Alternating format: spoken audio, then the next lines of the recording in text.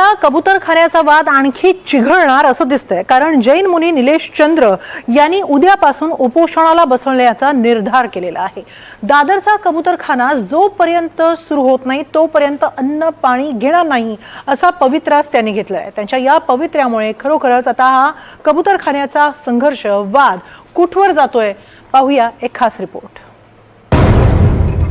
दादर कबूतरखान्याचं प्रकरण आणखी चिघळणार, जैन मुनी निलेश चंद्र उपोषणाला बसणार, कबूतरखान्याची ताडपत्री काढूनच थांबणार जैन मुनींचा इशारा। मेरा एक ही ठाम है कि 3 तारीख को अमरण अनशन है, मीडिया में हर जगह बता दिया है। जैन मुनी निलेश चंद्र यांनी राज्य सरकार विरोधात थेट उपोषणाचं हत्यार उपसलंय। दादर कबूतरखाना सुरू करण्यासाठी जैन मुनी आक्रमक झाले। वेळ पडली तर शस्त्र उचलायला मागे पुढे पाहणार नाही असा इशारा जैन मुनींनी दिला होता, पण आता उपोषण करून विरोध दर्शवण्याची तयारी निलेश चंद्र मुनी यांनी केली आहे। तो 3 तारीख को नवंबर आज़ाद मैदान के अंदर मैं तो बैठूंगा और आपको भी बैठना है। एक शांतिनाथ भगवान की, एक कबूतर के लिए एक शांतिनाथ भगवान के अंदर अपने प्राण दे दिए थे, तो आज सभी जैनों का और जीव दिया प्रेमियों को, सनातन की आस्था का प्रतीक, शांति का प्रतीक, शांति दूत के लिए आपको आज़ाद मैदान में 3 तारीख को आना है। एक ही ठाम है कि 3 तारीख को अमरण अनशन है, मीडिया में हर जगह बता दिया है। मुझे राजनीति से, पॉलिटिशियन से कोई मतलब नहीं है।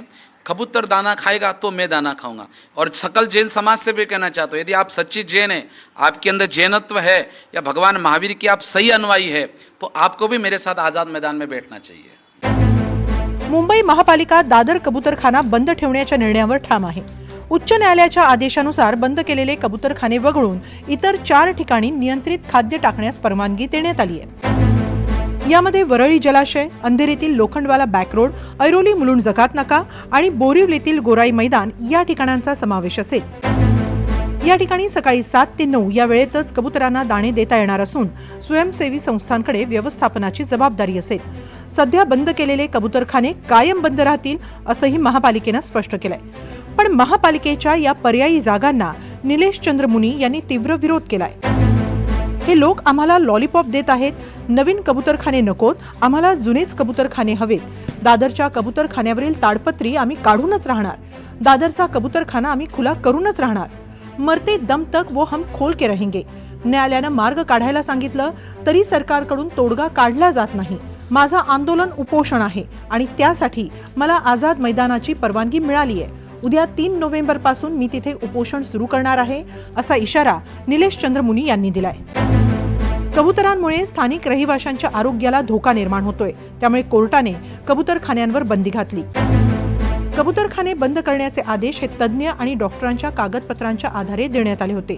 सार्वजनिक आरोग्य आणि देशातल्या प्रत्येकाच्या आरोग्याची काळजी घेणं हा आमचा उद्देश आहे। नागरिकांच्या आरोग्याचं रक्षण करणं हे पालिकेचं कर्तव्यच आहे।